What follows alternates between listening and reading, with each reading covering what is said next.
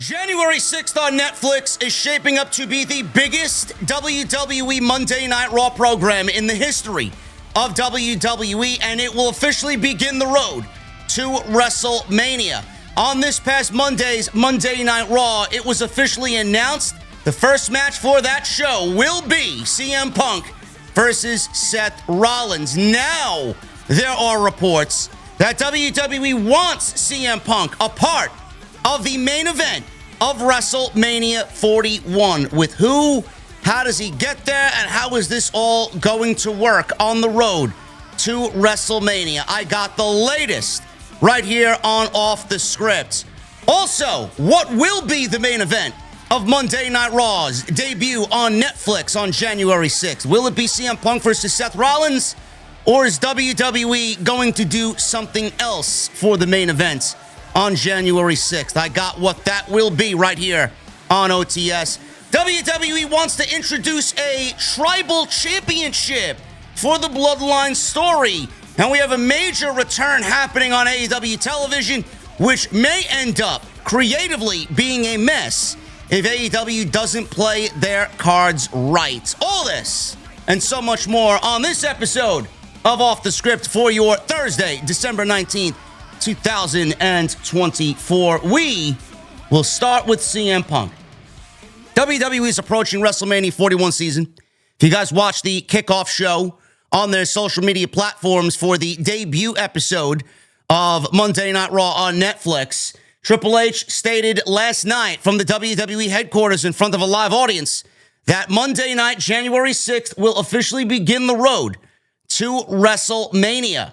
CM Punk is obviously going to be a part of their plans as long as he can remain healthy. He will be featured on Netflix against Seth Rollins, possibly in the main event. He will be a major factor going into WrestleMania.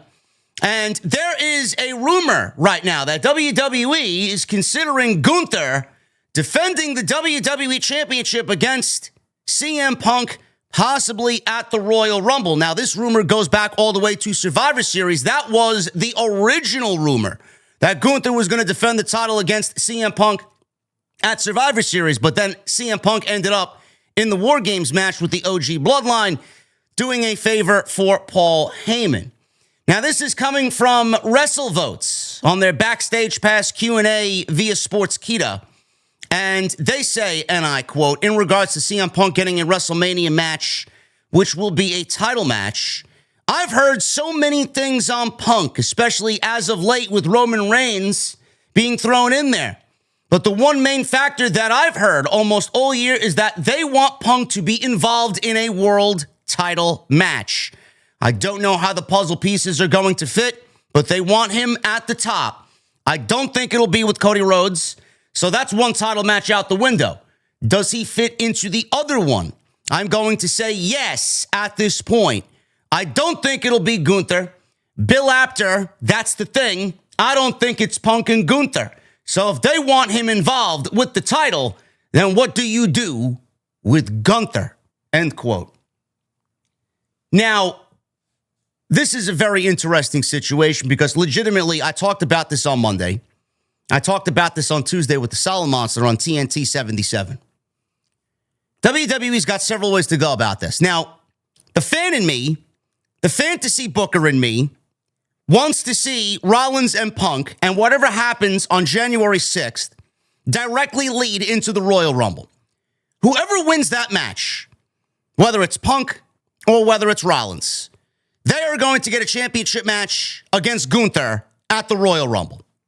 That should be number one contender. Gunther gets his opponent at the Royal Rumble because Gunther's got nobody else on the brand right now. This is obviously before the transfer window takes place and is completed. Nobody else on Monday Night Raw that is even in consideration, in discussion for a world championship match against him at the Royal Rumble. Damian Priest has been taken care of. Finn Balor's been taken care of. There is nobody else on the brand. That makes sense. Now, I've originally stated that I think Punk should win the first match. A lot of people are worried that this match taking place on Monday night between Punk and Seth Rollins is going to be a one and done. What is Punk going to do at WrestleMania? What is Rollins going to do at WrestleMania? This was the original plan. I thought they were going to go back to the original plan that they were going to do this year only next year at WrestleMania 41. They are. They are. It's not going to be a one and done.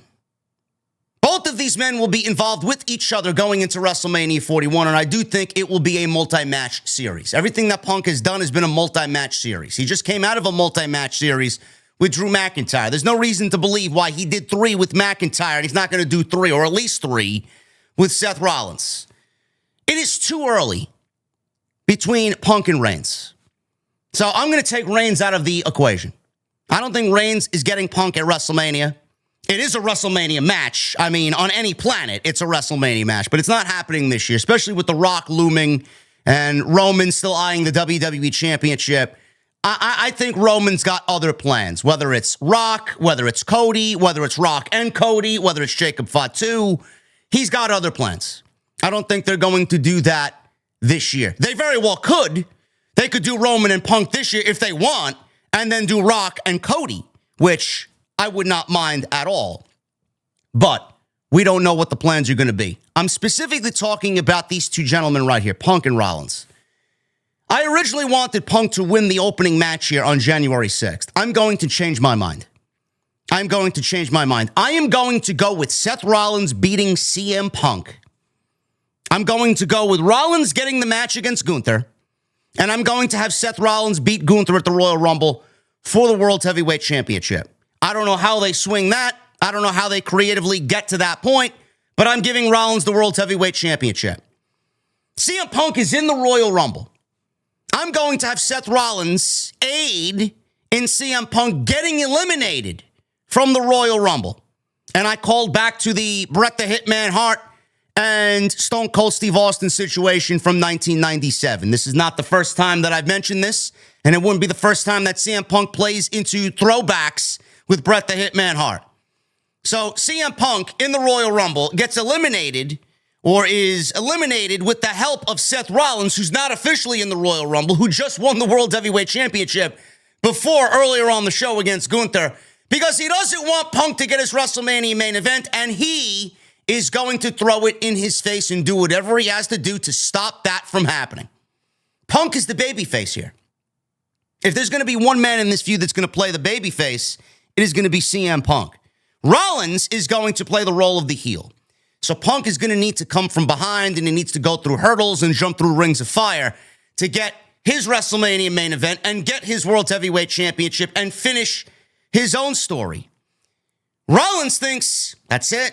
I did my job. I ended CM Punk. I won the World Championship. Ha, ha, ha. I got it all now, right? No. Punk enters the chamber. Punk wins the chamber. Punk gets Rollins at WrestleMania.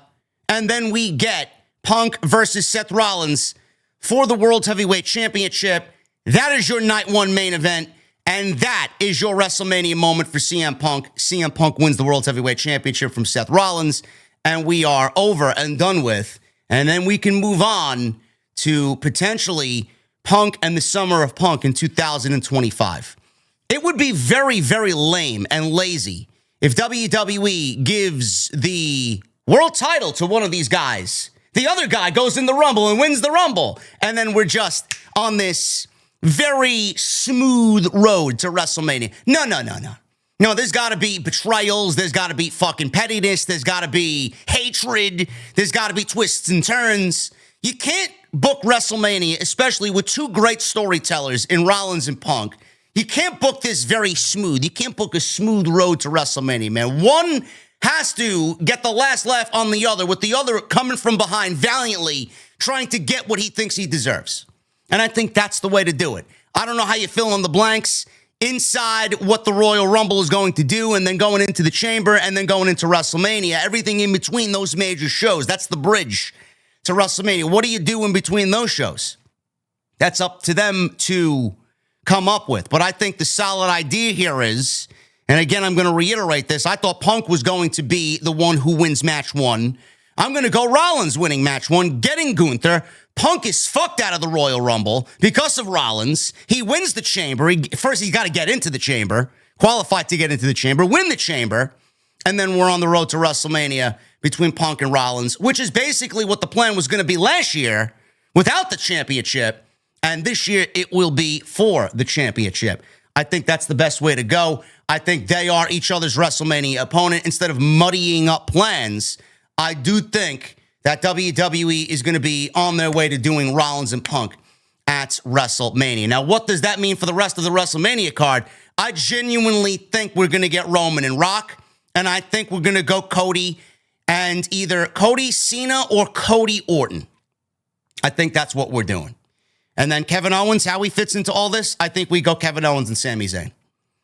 That's pretty much where I'm thinking. That's where my line of thinking is going into WrestleMania. So let me know what you guys think about that. I think Punk and Rollins are going to be each other's opponent for the World Championship at WrestleMania 41 in Las Vegas. Now, as far as what the main event is going to be on January 6th, on the debut night on Netflix, it was rumored that it would be Seth Rollins versus CM Punk. Now, that might not be the case here, and this is coming from WrestleVotes Radio on Sportskeeda Backstage Patreon Pass. They say, and I quote, "It appears WWE may be promoting Rollins versus Punk as the main event match, but not the match that goes on last. WWE has done this in the past with WrestleMania." They say, so according to a well-placed source, there is an idea to add a Tribal Chief Championship title to the fold between Roman Reigns and Solo SIkoa inside their rivalry. We are told that the main event for Raw on Netflix, January 6th, will remain for control of the Ulafala, but to expect an actual Tribal Chief title belt to be added to the story at some point. Details were sparse in regards to a timeline, whether the title comes on January 6th or at some point afterwards, as a way to keep the program going between the two. Obviously, there are rumors of Roman Reigns versus Solo SIkoa at WrestleMania. This Tribal Chief Championship would be similar to the People's title that was presented to The Rock by Muhammad Ali's widow at the Hall of Fame this past April. And he carried that throughout WrestleMania last year. It is unclear when this title could potentially be introduced, and they actually did tweet it out as well on X this afternoon. That is a terrible idea. That is an awful, awful idea in so many ways. Number one, you're going to create something to give either Roman Reigns or Solo SIkoa as far as a championship belt, on top of you already introducing two more championship belts in the last month. We got the Women's United States Championship, which was just crowned at Saturday night's main event with Chelsea Green beating Mia Yim. And you got an Intercontinental Women's Championship that will be decided on January 6th, is the rumor. So you got two mid-card championships for the women's division now. You want to add another championship, a third championship in the last 5 weeks to WWE television. I don't really understand the logic behind that. The more you add a championship, or the more championships you add to your existing roster, it makes every other championship on the roster right now a little bit then less than. I don't really understand that logic. Everything else becomes slightly less important when you institute another new championship on top of already all these existing championships. That's number one. Number two, why would you introduce something and actively take away from the essence and the aura of the Ulafala, which has been basically the primary reason why Roman Reigns is so hungry to get his power back? It's almost acting like the Undertaker's urn with Paul Bearer holding the urn. That's what Roman Reigns has come back for. I mean, he's already got his bloodline back. He beat Solo's bloodline in War Games. Now it's the Ulafala. Then it's the WWE Championship. Why would you actively replace something that you made for months? So important. So important. Coming out of WrestleMania last year, you made this the most important thing in the entire story. Why would you actively replace that in light of a fucking Tribal Chief Championship? That sounds so lame, man. It honestly sounds like Tony Khan playing in his basement with his action figures, and he's just randomly coming up with a new fucking championship that he can crown for his make-believe fucking pro wrestling federation. You kidding me? That is an awful, awful idea. It's about the Ulafala and nothing else. I don't really understand why they would go to the lengths to do something that is not going to be defended, institute something that's not going to be defended, and only mean something to these two guys and nobody else. And then after someone wins it and someone's in possession of it, what the fuck happens to it? The Ula Fala is a little bit more eye-catching on TV than one of these guys holding some fucking rinky-dink make-believe championship that has no significance to the fucking television show whatsoever. It's an awful, awful idea. Now, what I was thinking, and Russell Votes actually was kind enough to tweet me back, it has nothing to do with Dwayne. My idea was, Jesus, Dwayne is already fucking muddying up the WWE creative process, and we're not even into 2025 yet. We're not even on the road to WrestleMania yet. This guy's probably fucking coming up with ideas. There's got to be a Dwayne Johnson. It's got to be a Rock idea. They said no. But they also said that hopefully people in the company are seeing the reaction to this, the negative reaction, and then they won't go and do it because it is obviously ridiculous. So Roman Reigns, Solo SIkoa for the Ula Fala. That is what's going to happen. That's what should be. Now, the main event supposedly was supposed to be Punk and Rollins. I could see them opening the show. First of all, they deserve the main event, number one. Number two, I could see them opening the show. The old wives' tale is Roman Reigns either opens the show or closes the show. So if Roman doesn't open the show, then he's going to close the show. So with The Rock being there and everybody kind of leaning towards The Rock is going to have a say or a role in this match, I would assume that this match goes on last because we're going to see an appearance and we're going to see some factor of The Rock come into play during this match for the Ula Fala. So if The Rock is involved, this is obviously going to be the main event, and then Punk and Rollins will open the show, and that is a little bit less as far as storyline compared to what Roman and Solo SIkoa and The Rock are going to be doing. You could get away with doing that match first, and if that's the case, I could see Roman Reigns and Solo SIkoa going on last. It all depends on what The Rock wants to do, but a Tribal Chief Championship? Fuck no, that's an awful idea. And if The Rock is going to be involved, Roman and Solo will absolutely main event Monday night, January 6th. And finally, guys, a big surprise return planned for the debut night of AEW simulcasting Dynamite on TBS and Max on January 1st. A big surprise return planned. FTR, Dax Harwood, and Cash Wheeler have announced their intentions to confront the Death Riders. Oh my goodness, man. They're going to confront the Death Riders on January 1st. That is the first episode of Dynamite in the new year.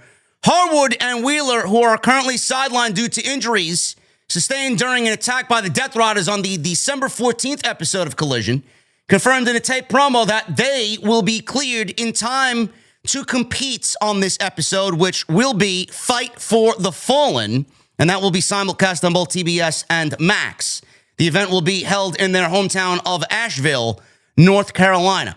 Adding to the intrigue of their return, FTR stated that they will be facing the Death Riders, but they will not be alone. Speculation is running wild.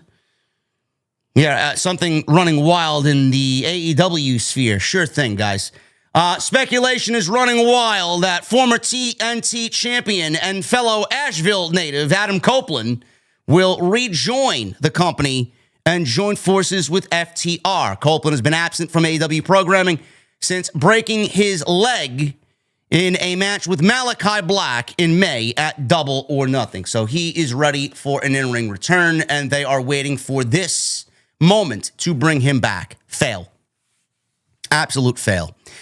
You know, you got the Outriders right there. Outriders are the number one merch sellers in all of AEW for the month of November on shopaew.com. Adam Copeland, yes, I get that he's friends with FTR, and I get that he's from North Carolina, and I get that they live in the same county, and I get that they all helped each other with the Hurricane Helene relief efforts. I get it. I get it. But why compromise story when the impact of Adam Copeland coming back would probably be better felt if he stopped Christian Cage from cashing in his contract for the AEW World Heavyweight Championship? The fuck does he have to do with the Death Riders? I don't really get it. All signs are pointing to FTR turning heel, so why would he be helping a team that is only going to turn heel eventually? Anyway, we've seen teases of that with the Outrunners. We definitely still see some of that because How many times can they get bullied and be pushed around and, you know, have fucking chemicals thrown in their face and be smuggled by Death Riders? Eventually, it seems to me that they will understand what the Death Riders are doing and join the Death Riders, or at least join the cause, not join the Death Riders per se, but join the cause of working alongside whatever they got going on to better AEW. It's the way that I see it. Why would Adam Copeland come back for this and instead of stopping Christian Cage? I think that's the better creative plan here. He's got nothing to do with the Death Riders. He's got nothing to do with Jon Moxley. He's got nothing to do with anybody in that group. He's been out since May. The fuck does he care about the Death Riders for? He lost the TNT Championship. Should be wanting that back. Christian Cage, his best friend who fucking fucked him up, right? They got history. He's running wild with the fucking contract for the AEW Championship. Why would he want Christian Cage to be the AEW champion? There's so many other things that he could possibly come back for. What the fuck is he coming back for the Death Riders for?